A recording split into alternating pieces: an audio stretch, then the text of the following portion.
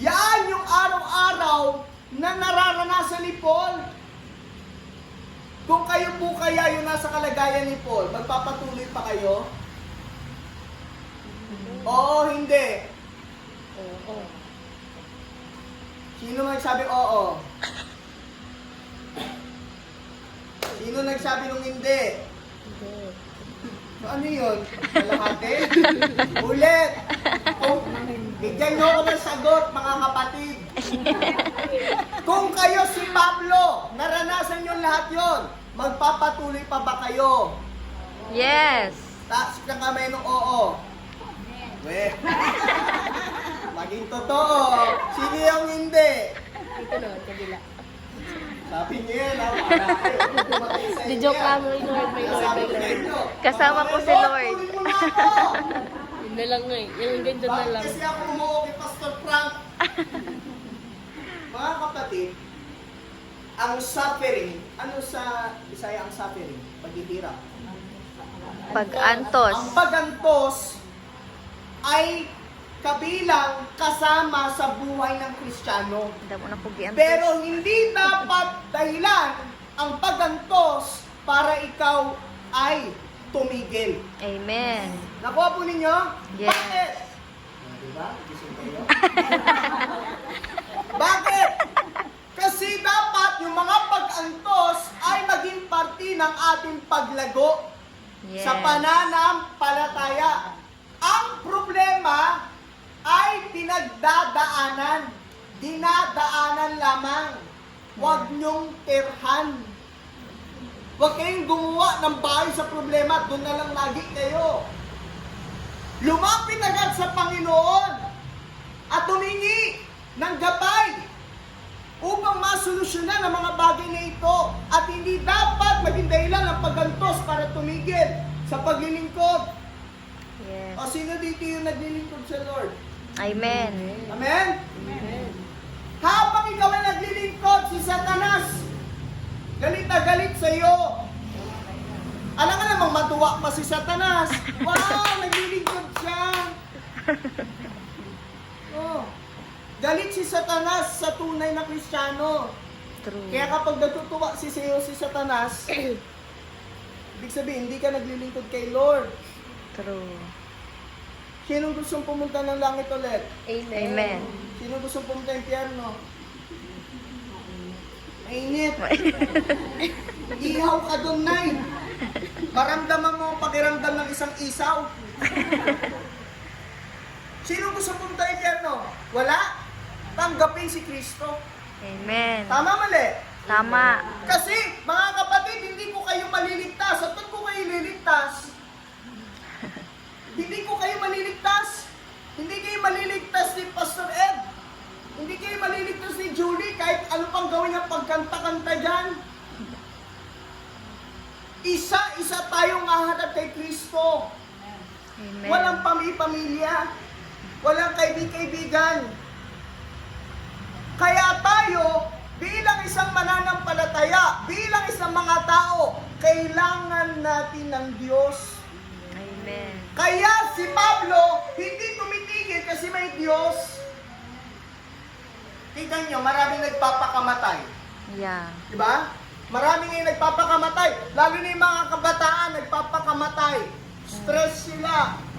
Marami silang problema. Ano lagi ang kanilang sinasabi? Wala nang saysay ang buhay ko. Wala na akong mapapala sa mundo. Pero mga kapatid, pag tinanggap mo si Kristo, ipapakita niya sa iyo kung ano ang iyong saysay sa mundong ito. Ano yung Amen. purpose mo sa mundong ito. Si Paul, bakit hindi sumuko? He knows his purpose. Yeah. Everybody say purpose. Purpose. Ano ibig sabihin purpose ng Bisaya? Okay na yun. Kasi naintindihan nyo naman ako, purpose, di ba? Nagkakaintindihan naman tayo dito, mga kapatid. Amen? Amen. O, sige.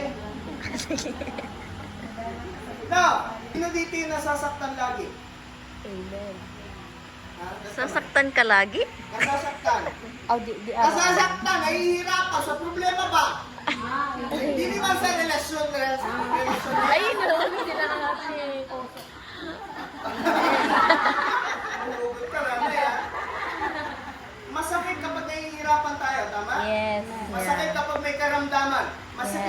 problema.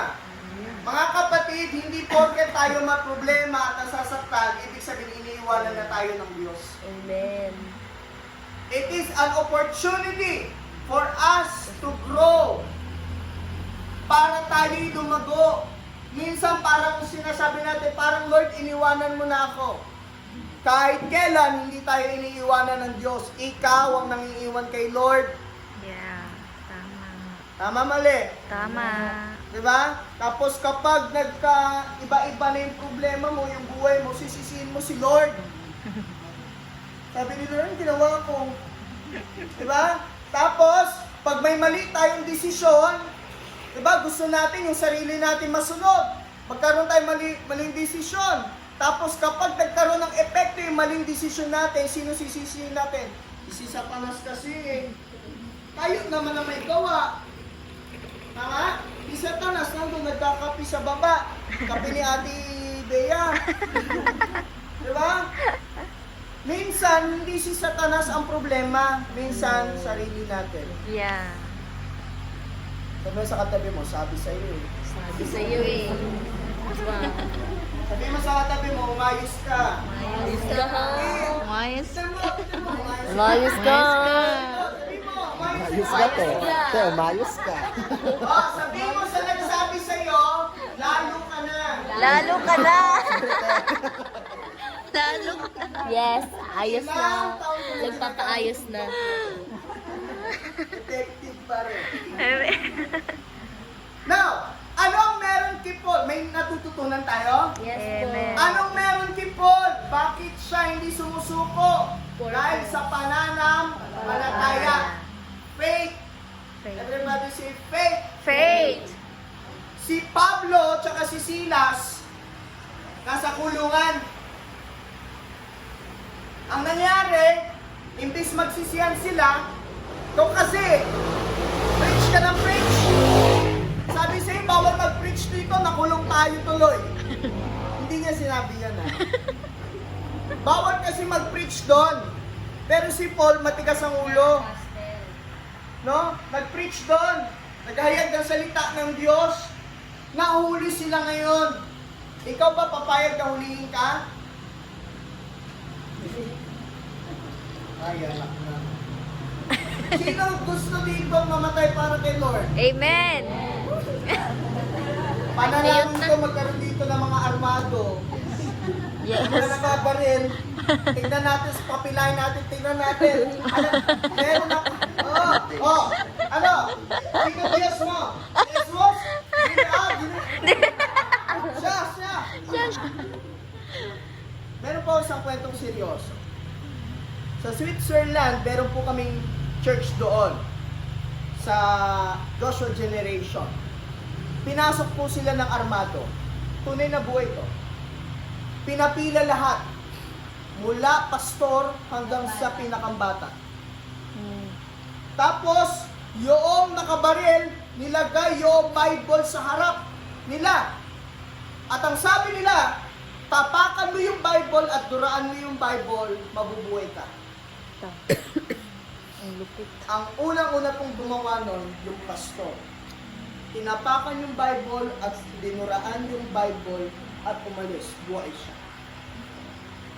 Sumunod yung mga leader. Sumunod yung mga miyembro. Pero merong isang bata na babae, 7 years old. Ang ginawa ng batang babae, dinuraan yung may hawak ng baril at tumakbo. Alam niyo po, namatay yung babae, yung bata. Tagos yung bala dito sa ulo. Inuwi po yung bata dito kasi pinayo. Alam niyo po, yung pastor hiyang-hiya. Bakit? Mas alam pa nung bata na dapat siyang mamatay para kay Kristo kaysa doon sa pastor na yun. Mas alam pa nung bata na merong langit na naghihintay sa akin kaysa doon sa pastor na yun. Bakit ka matatakot kung alam mong ikaw na kay Kristo ka? Bakit ka matatakot kung alam mo na ang pupuntahan mo ay langit? Yes. Mga kapatid, uulitin ko, kung tayo ay mananampalataya kay Kristo katulad ni Pablo, kahit kailan hindi tayo matatakot dahil alam natin may Diyos. Amen. O eto na nga si Silas, saka si Pablo. Nandoon sila sa kulungan. Ang kulungan noon, walang inidoro, walang CR. Doon sila umiihi, doon sila tumatae, nakakadena ang kanilang kamay at paa. Imbis na sila umiyak, imbis na sila malungkot, ang ginawa po nila ay nagpuri sa Diyos. At kung nagpuri sila sa Diyos, nabuksan yung kulungan at sila po ay nakalaya. Sino dito, kapag may problema, nagpupuri kay Lord? Totoo? Totoo? Anong nangyayari kapag nung nagpupuri ka?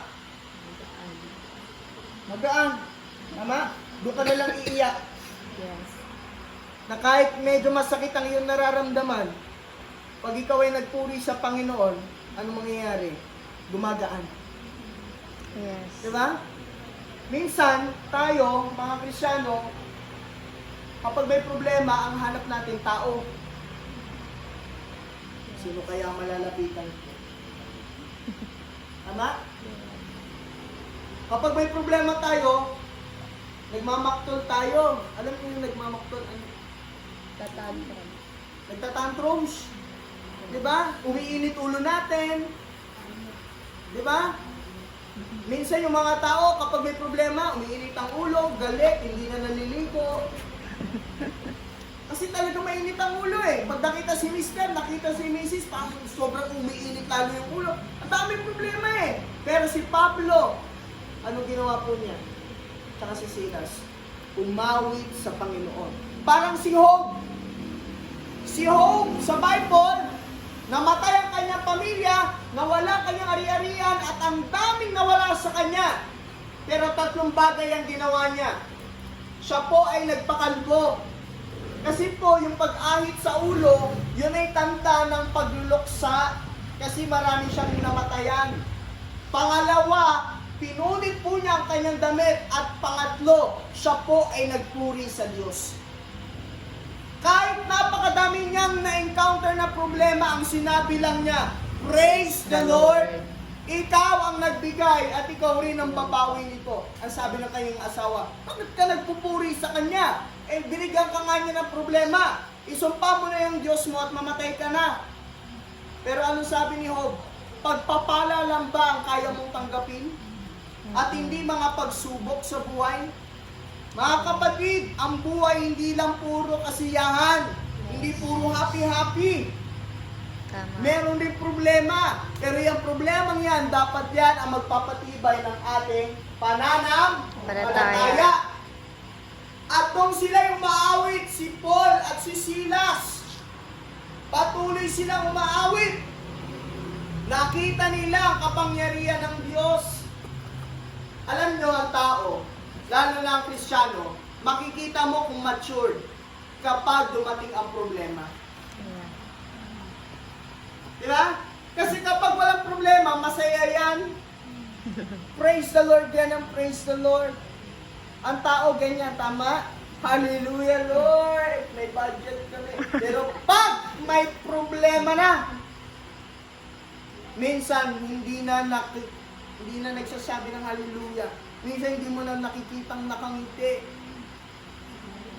Masama na ang loob. Makikita mo kung matured ang isang Kristiyano kung mayroong problema. True. Ang maturity. Ano sa Bisaya ang maturity? Mature. Pero alam niyo yung mature? Hapdo? Hamto. Hamtong.